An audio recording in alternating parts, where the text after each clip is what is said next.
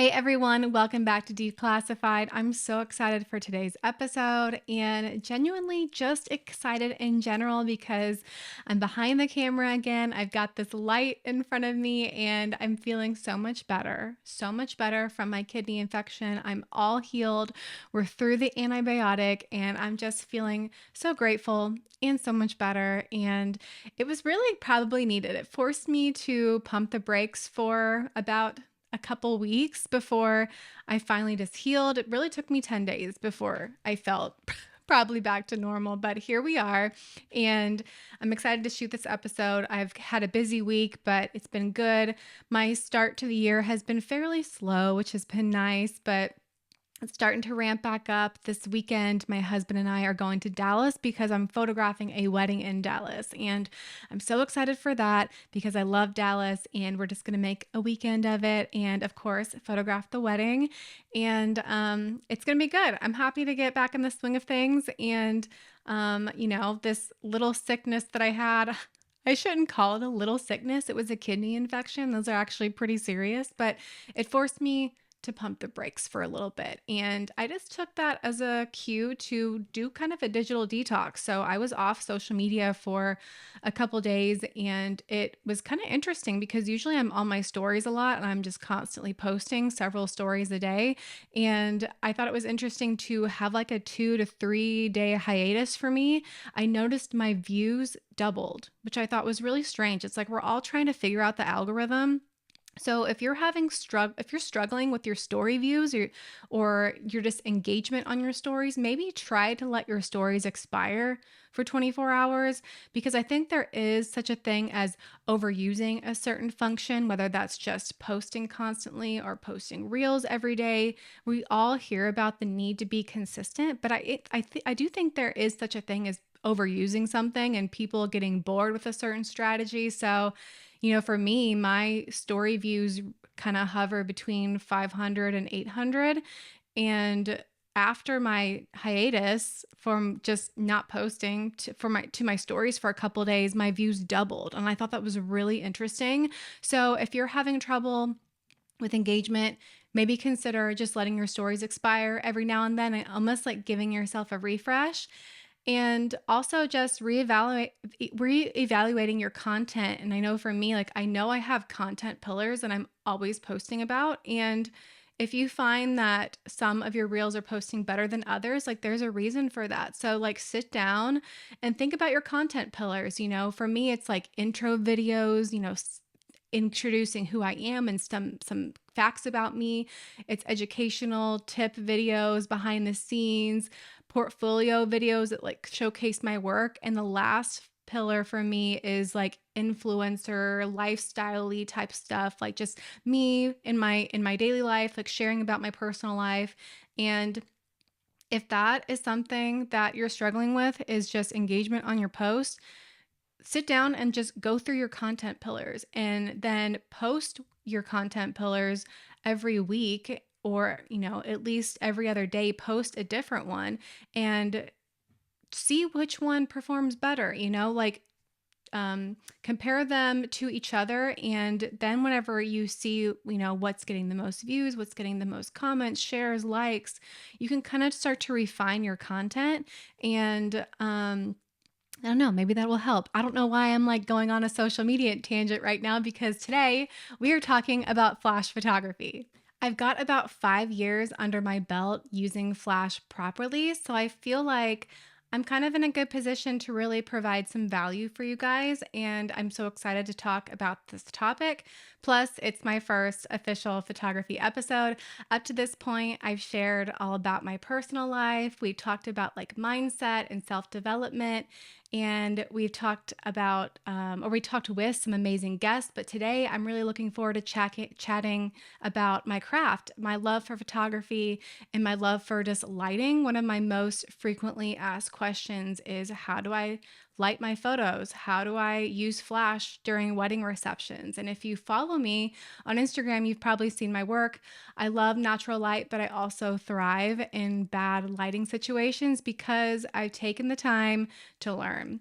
I've taken the time to learn how to read lighting and how to use my off camera flash to get a certain look that I'm going for. And I feel like that's just kind of what I'm known for now is crisp images, bright whites, and fun and hype reception photos. You just won't see an ounce of grain in my images because they're lit properly. And I get that some photographers add grain to their photos and like that's a part of their style, but that's different. That's different than a poorly lit photograph actually having grain because you don't have enough light. Like I get that grainy images can be beautiful. They can. And I love it specifically if it's film photography, but style and grain and that kind of thing is just a rant for a different day. Today, we're just going to be discussing properly lighting your photos, specifically with weddings. So, flash for wedding photography. In studio flash is also a different topic that maybe I'll touch on another day. It just involves different techniques and gear like strobes and LED and continuous lighting. But in this episode in particular, we're focusing on the application for weddings and using speedlights. And now that I have this amazing platform, this podcast, I'm excited to fully answer this question in detail. Today, I'm going to break down every portion of the wedding day and how I would approach it. This is the video that I wish existed when I was first trying to learn because I promise you, it's not that hard. But I think for a lot of people, when they don't understand something at first, they either just like give up or say it's not for them. They push it off to the side like it's something that they don't have to learn, or maybe they'll just learn later because they just don't know where to start. Or if you're like me, you just buy all the wrong gear and you take it to a wedding and you just shoot, you spray, and you pray and you hope for the best. And I know for me, when I first started learning about flash, I just felt lost in a sea of information. There's a lot out there in terms of how to light your subjects in photography and how to bounce light, where to bounce it, when to use one flash and when to incorporate secondary lighting off camera flash. And the gear options are endless. There's also a ton of different modifiers out there. There's umbrellas and softboxes, grids, there's snoots. It can all be very overwhelming. And my goal today is to just break it all down and simplify this. So hopefully, when this episode is over, someone out there will be more confident when they slap a flash onto their camera. And hopefully you guys can avoid some of the same mistakes that I did because there were a lot of them. I made a ton of mistakes when I first started using flash. There was a lot of trial and error. I'd snap a photo and completely blow out the photo and overexpose it. Some would look good on the back of my camera and I would go home and upload everything only to realize later that the photos didn't in fact look good and I needed more light. I needed to either up my flash power or increase my ISO or just move my flash physically closer to my subject, which can be so frustrating because when you're back home, there's nothing you can do about it. Like you can't edit out bad lighting. Lightroom's denoise feature has come so far, and it really does take a lot of grain out of photos that are improperly lit, but it can only get you so far. Like you can't polish a turd. And if you get it right in camera, it's just going to make your life so much easier when you're editing. I even bought the wrong flashes. I bought the wrong modifiers. There are still so many boxes of unused gear sitting in my closet that I probably just need to sell. But my point is today I'm going to try to help save you guys from some headaches and hopefully save some of your hard-earned dollars so you can be more educated when you're making purchases. So why is learning how to use flash important as a photographer? Well, it just is. We can't always control our lighting situations, and I think it's true for every photographer, really. It's not just for wedding photographers. We should all know the basics, at least, of flash, but especially if you're a wedding photographer, because most wedding days are chaotic. Most have several different lighting situations throughout the day. Half the day might even happen inside. So what happens if it does rain and you have to go inside for portraits? It's not always going to be sunny and beautiful outside. It does rain on wedding days sometimes. It just happens. We can't control the weather. So you may have to go inside. And what are you going to do at that point? Are you going to just like resort to taking crappy photos the rest of the day because you don't have a flash and you don't know how to use it? What if it's even gloomy outside and you can't even rely on window light? And what are you going to do during a reception? Because most receptions are dark and they can last up to 4 hours. That's literally half of a wedding day, which means those photos from the reception will take up a good chunk of the final gallery. So it's really important that those photos look good and are consistent with the portraits that you've taken from the rest of the day. I mean, what about even the dance floor photos? Like when the dance floor opens up, good luck when the venue dims the overhead lights and the disco balls from the DJ start going crazy and like spitting out green and blue lasers onto people's faces. Not flattering at all, and you can only bump up your ISO so high. Trust me, I love natural light just as much as the next photographer, but that can't be the end all be all. We can't handcuff ourselves to solely rely on natural light, because if I did that, I wouldn't be a well-rounded photographer. I wouldn't be able to confidently walk into any situation knowing that I can take a good photo regardless of what the light is doing. I mean, wouldn't you rather be confident than to throw up your hands and say, oh, well, I can't shoot that, or I don't use flash, or I only take photos before 7 p.m. Like that's honestly just dumb. Or on the opposite end, being a photographer who only shoots with flash, just no. Just know photographers don't need to be purists on either side of the bar. Natural light and flash both have their place. And honestly, I've just never understood this long-standing debate between natural light photographers versus flash photographers. I get that we all have a certain style. Some photographers prefer those punchy, saturated colors, and some prefer a darker, moodier style. But I'm here to say you can still achieve a consistent body of work and stay true to your style, regardless of whether some of your photos are naturally lit and some include artificial light. Trust me, I do it all the time. I would say that most of my work is naturally lit, so I probably err more towards being a natural light photographer, but I certainly don't wear that as a badge of honor because dang, I love me some good flash photos, especially during reception. I even love taking my couples outside with my flash for sunset photos. So beautiful, like the sky, the punchy colors. Some of my favorite shots I've ever taken are with flash. And honestly, those are the photos that really blow my clients away. So really, I wouldn't even consider myself a natural light photographer. Do people even call themselves all light photographers? Is that a thing? Because I feel like we should make it a thing, because that's me at least. Like I see the importance of both and when to apply them. But maybe you disagree. Maybe you're like, Danielle, no, flash is not the look that I'm going for. It's not my style. Well, I'd say that you're probably looking at it the wrong way, and you don't even need to use flash all the time or at every single wedding day. But when the situation calls for it, or if you need more light, you can still replicate natural light with umbrellas and with softboxes, or if you prefer more drama in your photos with a dark and moodier edge, you can create dramatic lighting with grids and snoots. It's so versatile. Flash is so versatile. And I feel like the people who say that it's not for them are just the people who simply just don't want to learn. They don't want to take the time to learn.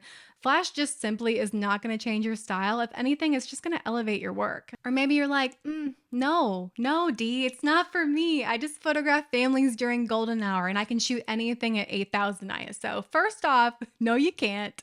No, you can't shoot that high at ISO, and you really shouldn't be. And cool, like be a golden hour hustler. There's nothing wrong with that, but I would argue that if you learn something new, you might just evolve as a photographer. And plus, like think of the time constraints. You only have 1 hour of golden, beautiful light per day. That's you serving one client a day. What if you could serve 5 clients in a day in studio because you've mastered your lighting? I mean, you're going to make more money with that scenario. The reality is that flash isn't going to hurt you. It's just going to make you better. It's going to help you improve your photography. It will make you a more versatile photographer by enabling you to shoot at any time of the day, morning, noon, night, and in the most challenging of lighting situations. And it's not hard, I promise. It's pretty easy to learn once you take the time. If you learned your camera settings, you can learn your flash settings. weddings. But if you're a wedding photographer listening to this, you need to know flash, like point blank, period. You need to know it. And I can't stress that enough because wedding days are just a different animal. It's kind of like being thrown into the fire because with wedding days, you just never know what you're going to get. The getting ready space could be beautiful with lots of whites and cream tones, or it could be dark and dingy. It could be a windowless room inside of a church, or you could be shooting a beautiful outdoor wedding ceremony only to have it rain on you and then you have to go inside. I can't tell you how many times a couple has had to switch up their ceremony and they go back inside because it's raining and they put themselves in front of this big window. And then the couple becomes extremely backlit. And from my perspective, the couple's just dark and I need something to fill in those dark spaces. I cannot tell you how many times my couples have had to change their plans because of weather. And the fact that I know flash just gives me a backup plan. When the bride's freaking out because she's not going to get her portraits, or it's just raining all day long and it's not what she's envisioned, I'm there to say, hey, like, I got you. We're still going to get some bomb photos inside because I've got my lights. Now, before we talk about different scenarios on a wedding day and how I approach them with flash, we need to talk about the flashes themselves. And if you're watching the video version of this on YouTube, I'll be pulling out my gear. I have it in front of me to show you guys as a reference because not all flashes are created equal. They're not all the same. My biggest piece of advice when considering which flash to buy is just to get one with a lithium ion battery and one that has a fast recycle time, because there's nothing worse than missing key moments because your flash can't fire enough. It can't fire fast enough and keep up with you. I still remember how frustrated I was with the first flash that I bought because it could simply not keep up with me when I was photographing a first dance. And I found myself trying to time my shots instead. And I just quickly realized that it wasn't going to work because you can't time shots. Like if there's a groom spinning a bride on the dance floor, I'm over here snapping away with my camera and I'm probably taking at least 3 to 4 images during that spin so I can get the best shot. So I can't be like timing my shots because my flash's recycle time can't keep up with me. The flash that I recommend is the Godox V1. I've used this flash for probably 4 years now. I have 4 of them, so you know that I love them a lot. I love it in particular because of its battery. It's the lithium ion battery, and the battery life is just insane due to this lithium ion battery. It's about 10 hours of battery life in total from full power. I could probably photograph 3 weddings in a row without ever having to recharge it. I don't, obviously, because, my anxiety could never let me do that. I always charge it before every wedding day, but that just goes to show you how powerful the battery is. You'll just never go back to using a AA battery system. Plus, the recycle time is 1.5 seconds.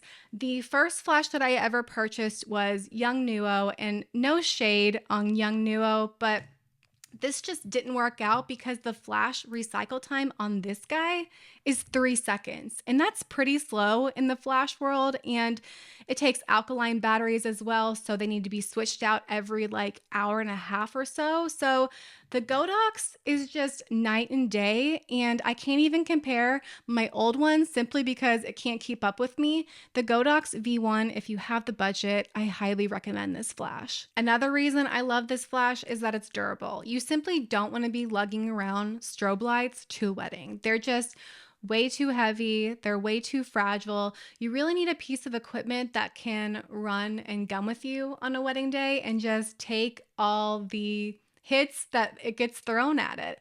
And speed lights are really just the best option because you're going to throw them in your bag probably, or in the back seat of your car, or they may get knocked over by a kid on the dance floor, which has definitely happened to me before. I mean, I'm pretty sure you guys can probably see the wear and tear on this guy because it's been through a lot. But these babies have lasted me so many years and I haven't lost one yet. Another big reason I love this flash is for its round flash head, which differs a lot from most flashes, which are rectangular in size. Rectangular flashes are great because they also have a built-in bounce card that allows you to bounce light towards your subject instead of doing like a direct flash look. But personally, I prefer the round flash head just because it creates a more evenly distributed pattern of light. Plus, it comes with this magnetic dome. If you're watching and if you're listening, you're going to hear the magnet pop on top. The modifier, the round dome modifier, just perfectly illuminates light in a 360-degree angle around you.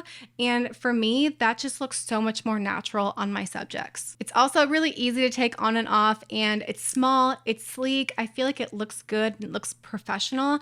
I used to use the Magsphere. If you are familiar with this guy, there used to be so many photographers probably like 5 years ago that used this guy, but I just feel like this looks so much more clunky than a small dome. And I feel like I sound like probably a flash snob at this point, but truth be told, rectangular flashes are fine. Like, it's not the end of the day if you do have one.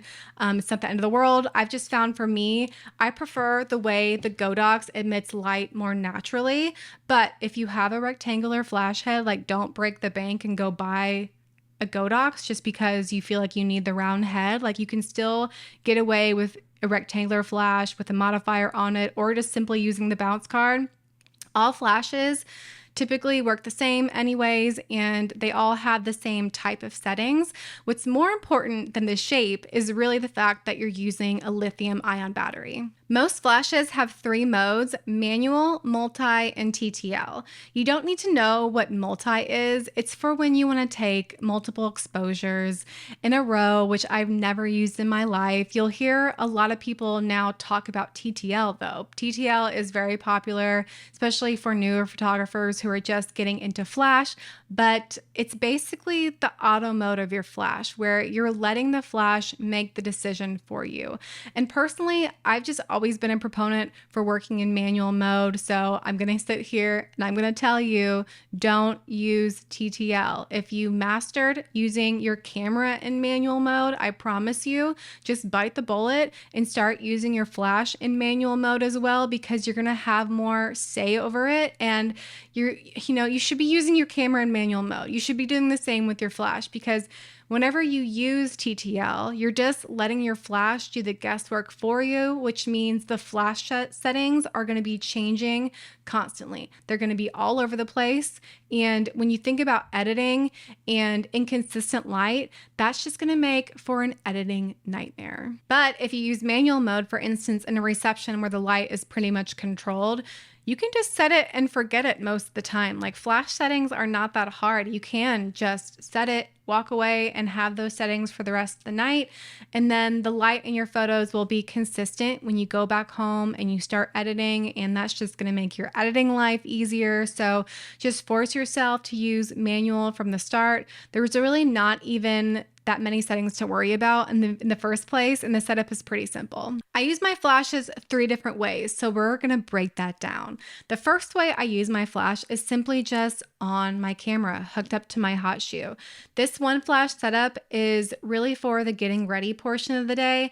I'm not using it for detail photos with like the invites where I'm photographing the rings and like the shoes and perfume and all those little details. Those types of photos are always naturally lit. Like, I'm either working near a window or something that's letting in a lot of natural light.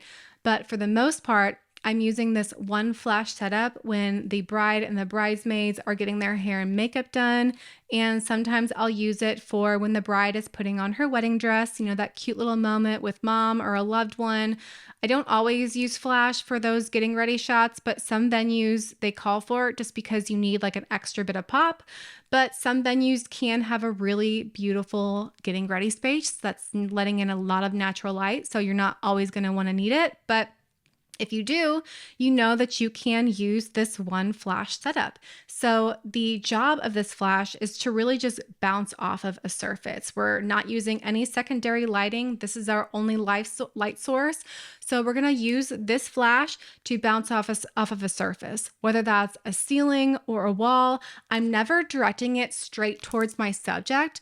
Most of the time, it's just pointed straight upward. Probably 99.9% of the time, I'm pointing it straight upward and bouncing it off of the ceiling. Because, like we said, the dome evenly distributes the light in a 360-degree circle around us.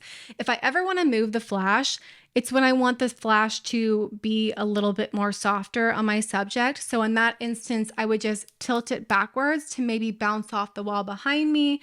Think of bouncing light as kind of a laser beam. It's all about angles. So wherever you point your flash, that light is going to bounce off of that surface and come back and hit your subject. So sometimes bouncing from behind you is great because you won't get that raccoon effect eyes that you get whenever you bounce off of a ceiling, because naturally our eyes are sunken into our heads a little bit. So if you bounce off of a ceiling, just be aware of too harsh of shadows in your subject's eyes. Also be aware of where you're aiming your flash, because wherever you bounce off of, it's also going to bounce off of the light of whatever that source is. So we can't be bouncing off of red walls. We can't be bouncing off like purple walls either, because it's just going to bounce that color back onto your subject. So it's really important to try to bounce your light off of something that's white, like a white wall, a white door. You can even bounce off of windows and mirrors. You can also control the intensity of the light with the flash power. 1/1 is full power and 1/256 is the lowest. 90% of the time, I'm at 1/32. It's kind of like my base starting point, and if you want your flash to be a little less intense, go to like 1/64, or if you want more power, increase to 1/16. You'll also notice a zoom setting on your flash. That's going to determine how wide or how narrow the light from your flash disperses. That bulb that's inside the flash will actually move up and down as you change that zoom setting. Just match it to whatever focal length of lens that you're shooting with. For me, I feel like I'm always using my RF Canon zoom lens. For example, if I'm using my RF 28-70, I typically keep it somewhere in the middle at like 50. My second flash setup is with two flashes, one on camera and one off camera. This is an instance where you could use a trigger on your camera to communicate wirelessly with your off-camera flash, but I just choose to use my on-camera flash to trigger my off-camera flash. Not everyone works this way, and that's okay, but for me, it's what works best. And I found that on wedding days, I'm just constantly moving around.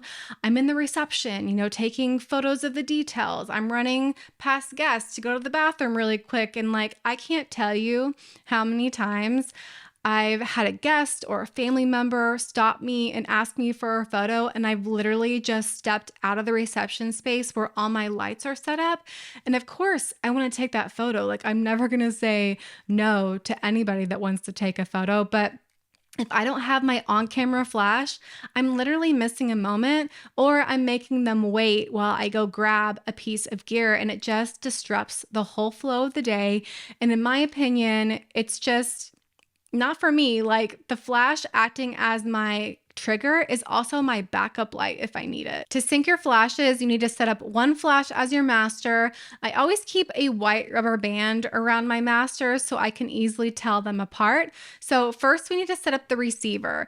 First, to radio mode. You'll know when you're on the master screen because it'll pop up with multiple channels. You'll see A, B, C, and so forth. Just be sure that all your channels are set to M for manual. Your other flash is going to be set up to slave mode, and you'll know it's in slave mode because when you're cycling through the receiver modes, you'll see the word slave pop up. Now, Godox just did a firmware update, so if your flash says RX, don't freak out. RX just means slave mode. Just be sure that your slaves group is set to the same group as your master flash. Since we're just using one flash right now, we just need to set our slave group to A. You also want to be sure that your flashes are set up on the same channel. I like to stay on a random channel like 15 or 18, just something other than 1 or 2 or even the last channel, because there are other vendors at a wedding reception like DJs, there's videographers, and they're also using gear to communicate wirelessly. And if you happen to be on the same channel as someone else, then your gear isn't going to work properly and you're going to be confused and not know what's going on. So just stay on a random channel. This 2-flash setup is great for so many different reasons. I mainly use it for indoor portraits with like the bride or the groom. For those watching on YouTube, I'm going to pop up some photos of a wedding that's a perfect example of this.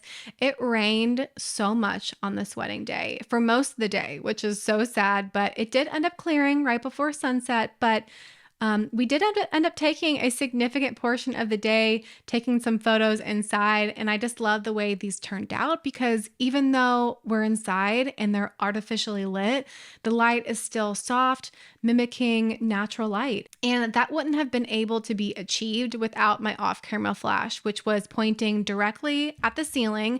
I didn't have a modifier on it during this time. I just had my on-camera flash and I had my off-camera flash on a light stand, and it was just pointing directly to the ceiling because the ceiling was white. So I didn't have my umbrella or anything. So sometimes I will use an umbrella, but the lobby like this one was so beautiful. So bouncing worked great in this situation. But if it's not a good environment to bounce, then I would need to switch from bouncing my off-camera flash to pointing it directly at my subject and using a modifier like an umbrella.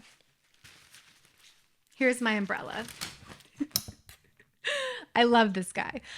I love umbrellas because if they get messed up, they're not expensive. Plus, they're lightweight and easy to set up and break down.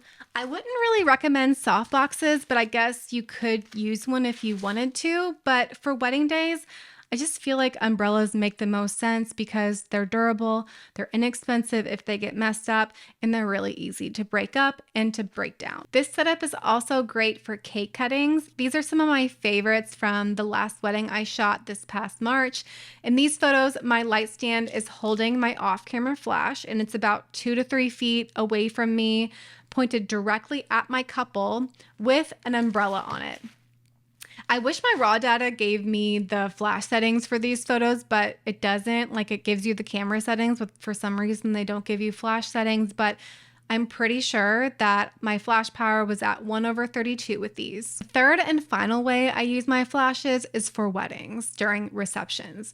To sync your third flash, it's really simple. We're going to do the same thing we did last time for your second flash. So just go to your master flash and add another group. We're going to call this group Group B and set your third flash as a slave for Group B as well. Note here, my third flash is labeled RX, but remember, RX just means slave. It's just a part of that updated firmware. So let's break down how I approach wedding receptions with a 3-flash setup. I've got my 1 on-camera flash and my 2 off-camera flashes. 1 off-camera flash is going to act as my main light source with an umbrella on it. So this flash that I'm holding, if you're watching, will have an umbrella and it would be sitting on a light stand. And my second off-camera flash is going to be my backlight. This setup is great because typically in a reception hall, you're in a big room and you need that third off-camera flash to be in the very back of the room to create glow. The whole point of this 3-flash system is to try to mimic the light that I love shooting in, which is natural light, but that's determined by the sun, and indoors we have no sun to work with. So the umbrella is going to act as our sun, our larger main light source, which is perfect for lighting the front of your couple. The main flash with your umbrella needs to be set about 2 to 3 feet away from you, to either the left or the right side, depending on what you want your background to be. You don't want it to be right beside you because when your light hits your couple, it's just going to be flat and you won't get any dimension. So you always want your main off-camera flash with your umbrella to be sitting at least 2 to 3 feet to either side of you. And then the third off-camera flash in the back of the room, your backlit flash, is going to create your glow. And we're going to face it directly towards our subject without an umbrella. Your third off-camera flash is going to be completely bare. This approach makes my wedding reception photos mimic my natural light photos as much as possible. So the gallery as a whole is consistent and the lighting is fairly similar. If I didn't include that back flash, the background would be very dark and heavy, almost like a black hole. So while yes, the system is a bit more intense, you've got more syncing that you need to do, you have more equipment that you have to physically move around. But in my opinion, it's so worth it because my photos look more consistent and with that bright and airy feel to them. But maybe if you're a dark and moody photographer, that darker background wouldn't really be a problem. Like maybe it would lend more to your style. So maybe you wouldn't even need to have a backlit flash and 2 flashes would be just fine for you. So just play around with it and see what works best for you. The great thing about this setup is that I can move in an L shape around the dance floor and my light on my couple can stay unchanged because my off-camera flashes aren't moving. I'm the one that's physically moving around the dance floor and I don't have that main light source attached to me. One thing to note is that you want your umbrella flash to be fairly high up and pointed downward. It's just more flattering to always have the light coming from an upward angle and coming down, and your backlight isn't going to be as tall. So keep that in mind. You want your main off-camera flash to be taller and your backlit flash to mostly be a little bit shorter. So you can either get that starburst in the frame or you can hide the flash behind your couple to create that beautiful rim light. You also may want to make sure that your backlit flash is at a lower power or it's just going to completely overpower and overexpose your photo. So typically my backlit flash power is something lower like 1/64 or maybe even a touch lower than that. Now let's talk about dialing in your camera settings and how to set all of this up because every room is different and every reception is different. There's no set guarantee or settings that I use every single time, but a good rule of thumb is just to first start with the settings on your camera. So look at what the ambient light is doing in the room and try to balance that out first before introducing your own light from your flashes. For me, I typically start at 1/200th of a second for shutter speed and 2.0 for aperture. And then I adjust my ISO accordingly, depending on how much ambient light that I want to be in the shot. So I'm paying attention to overhead lights with chandeliers. I'm paying attention to lamps and candles on the table. Keep in mind that whenever you're using flash, shutter just works differently. Basically, whenever you add flash to a scene, you're actually dealing with 2 separate exposures combined together to make one image. It's really similar to combining 2 layers in Photoshop because think of it like this, like you have 2 sources of light. You have ambient light, all the existing light in the scene, and then you have the flash light that's coming from your flash. So the ambient exposure is controlled by your ISO, your aperture, and your shutter speed. But your flash exposure is controlled by your ISO, your aperture, and the power of your flash and the distance from your flash to your subjects. So if your shutter speed is at or below your sync speed, then that burst of light coming from your flash will be much, much faster than your actual shutter speed on your camera. This is typically somewhere between like 1/1000 or 1/2500 for a flash speed. So leaving that shutter open for longer won't gather any more light. It won't give you a higher exposure or a brighter exposure from the flash, but it'll only give you more of the ambient light in the room. Once I get the settings on my camera dialed in, then I'm introducing the light from my flashes. I'm going to start with my main off-camera flash, the one that has my umbrella on it. This is a good time to use your second shooter as a test subject. Have them stand in the center of the dance floor to make sure that your exposure looks good. Start with a flash power that's at like mid-range, maybe 1/32 or 1/64, not too bright or not too low of a flash power. Typically I start at 1/32. And if the exposure is too bright, this is a good sign to either decrease your ISO, or if your ISO is already at 100, then decrease your flash power even more. If it's too dark, increase your ISO, or if you're already hovering at like ISO 2000, then that's a sign that you need to increase your flash power instead. If you're at a flash power of like 1/16, something that's high like that, and the room is still too dark, that's a red flag. And that's a good sign that you probably just need to increase your ISO instead. Our cameras can truly handle so much in terms of high ISO nowadays. So don't be afraid to crank that ISO. For me, sometimes I'm hovering around 1000 ISO, 1500 ISO.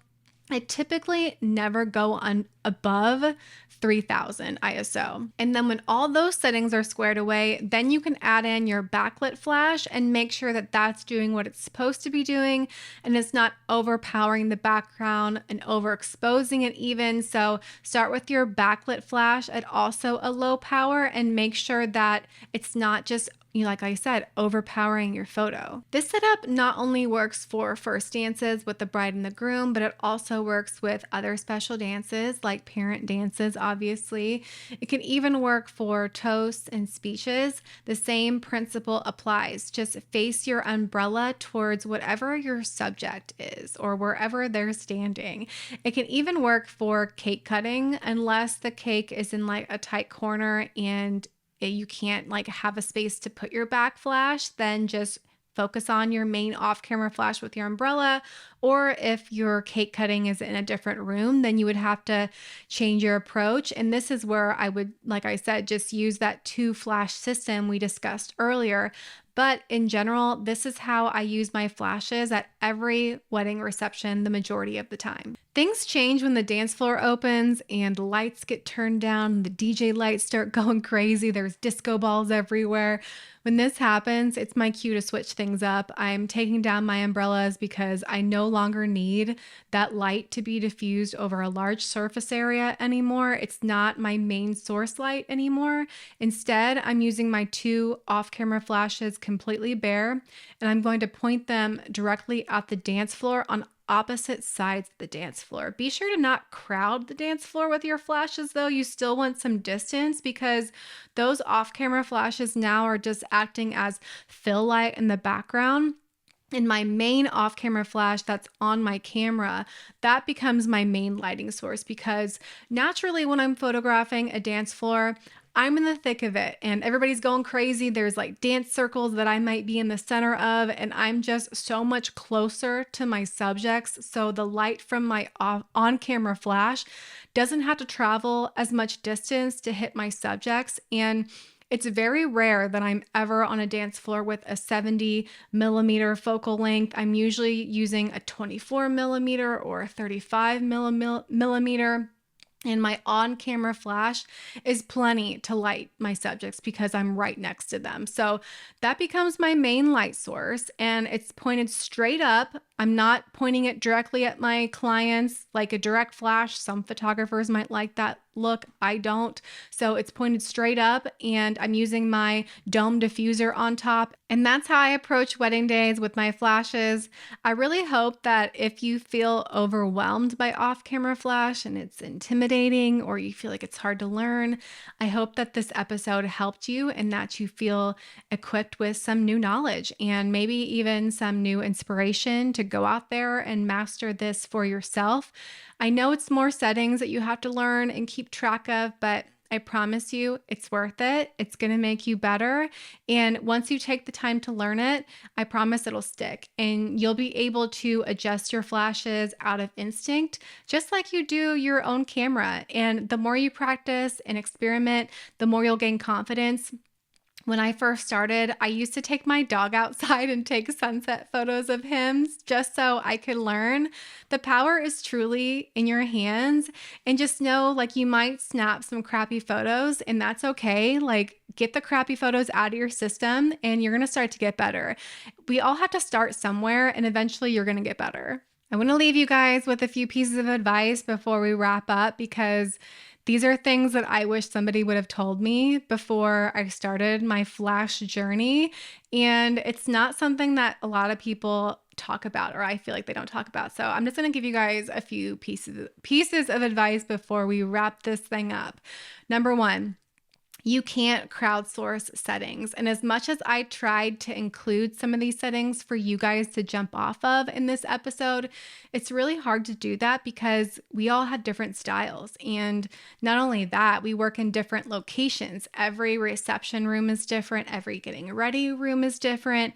You may have a large ballroom, or you may be in a beautiful all white barn, or even an orange barn. The fact is, you're going to come across all types of different lighting scenarios, and the only way to feel confident in your abilities is to just practice. Practice makes perfect. Number two, protect your hot shoe. You know that little thing on the top of your camera, the thing that connects your flash to your camera?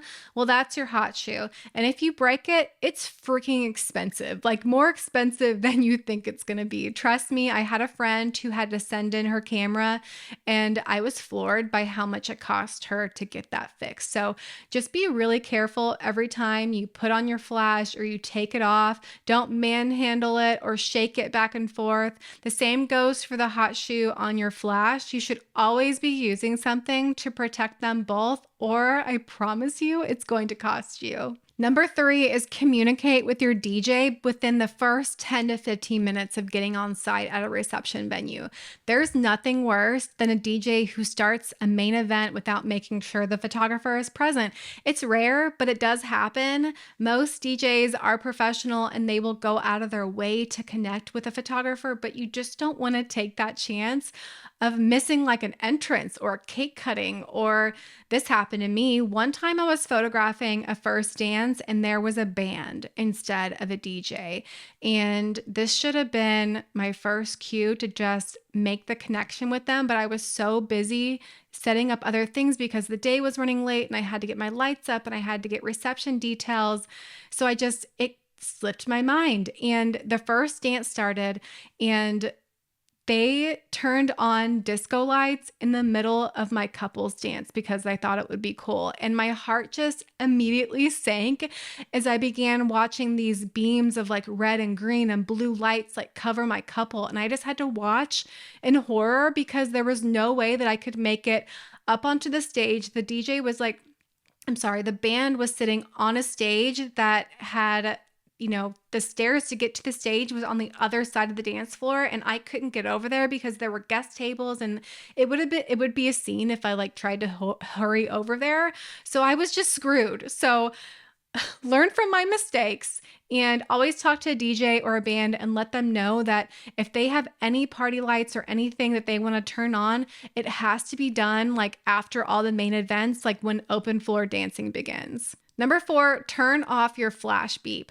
I'm thinking about wedding ceremonies in particular because they're a lot quieter than receptions, and there is nothing more annoying to your guests than your flash beeping every time you take a photo. So every flash should have this option in your menu. So turn off the beep setting. And that wraps up this episode. As always, thank you guys for listening. In the future, my goal is to create more of these types of episodes where I'm teaching you guys, and I may even make a off-camera flash course in the future. And I really enjoyed this. This was a good way for me to have a trial run because I really want to hear from you guys and I want to know your feedback. So let me know what you think about this episode. If you guys have any questions or if you want me to break something down more in depth, there's going to be a question box on Spotify. So feel free to put your questions in there and let me know what part of the episode you enjoyed most. If you're watching on YouTube, just comment your questions, and then whenever I do finally create a off-camera flash course, I can know where I need to dive in a little bit more to explain further in case something is a little confusing. I can't wait to hear from you guys, and as always, thanks for listening, and I'll catch you guys next week.